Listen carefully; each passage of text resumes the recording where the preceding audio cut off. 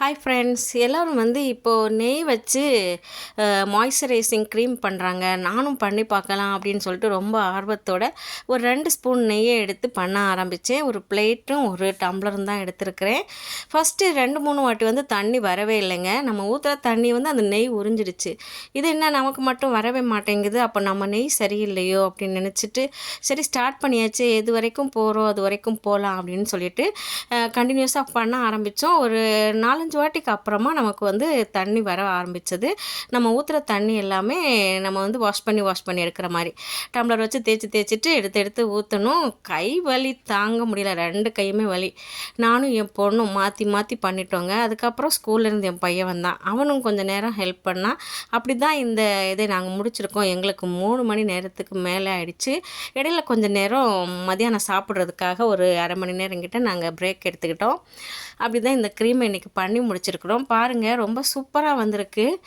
முகத்தில் தேய்ச்சதுக்கப்புறம் பார்த்திங்கன்னா முகமே பளபளன்னு இருக்குதே அப்படின்னு சொல்கிற மாதிரி ஆயிடுச்சு.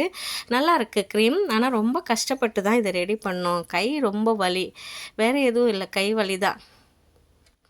நல்லா வந்திருக்கு க்ரீம். என்னுடைய ஃபைனல் ப்ராடக்ட் நீங்கள் பாருங்கள் க்ரீமை எப்படி வந்திருக்குன்னு. இப்படி தான் இருக்குமா, இல்லை இதில் ஏதாவது சேஞ்ச் இருக்குமா, இல்லை நல்லா வரலையா, உங்களுடைய கமெண்ட் என்னன்னு சொல்லிட்டு சொல்லுங்கள். நீங்களும் இந்த க்ரீம் வீட்டில் பண்ணியிருக்கீங்கன்னா அதையும் சொல்லுங்கள். உங்களுக்கு நல்லா வந்துச்சா என்னன்னு சொல்லிட்டு. ஃப்ரிட்ஜில் வச்சேங்க, வச்சுட்டு எடுத்து லைட்டாக கையில் தடவி முகத்தில் தேய்ச்சோன்னா நல்லா இருக்குது பார்க்குறதுக்கு. ஆக்சுவலாக என்னுடைய ஃபேஸ் ஆயிலி ஸ்கின்.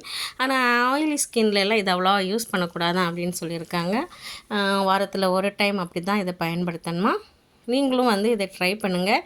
வீட்டிலையே எந்த ஒரு கெமிக்கல் இல்லாமல் சூப்பரான ஒரு க்ரீம், மாய்ஸ்சரைசிங் க்ரீம் நம்ம ரெடி பண்ணலாம். கொஞ்சம் கஷ்டப்பட்டால் அதுக்கு ஒரு நல்ல பலன் இருக்குன்னு சொல்லுவாங்கள்ல, அது மாதிரி தான் கஷ்டப்பட்டு ரெடி பண்ண க்ரீம் நல்ல சூப்பராக வந்திருக்குது.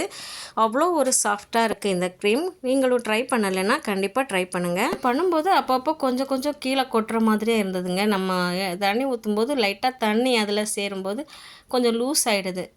பார்த்து ஸ்பூன் வச்சு அந்த மாதிரி தான் நாங்கள் கொஞ்சமாக எடுத்தோம் தண்ணி. அப்பா ஒரு வழியாக 100வது வாஷ் முடிஞ்சிடுச்சு பாருங்கள்.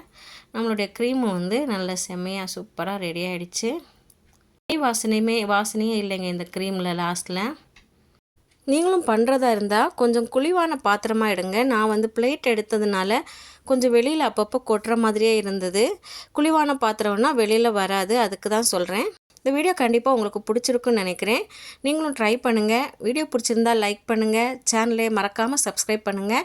இந்த வீடியோவை உங்களுக்கு தெரிஞ்ச ஃப்ரெண்ட்ஸுங்களுக்கெல்லாம் ஷேர் பண்ணுங்கள். வீடியோ பார்த்ததுக்கு நன்றி.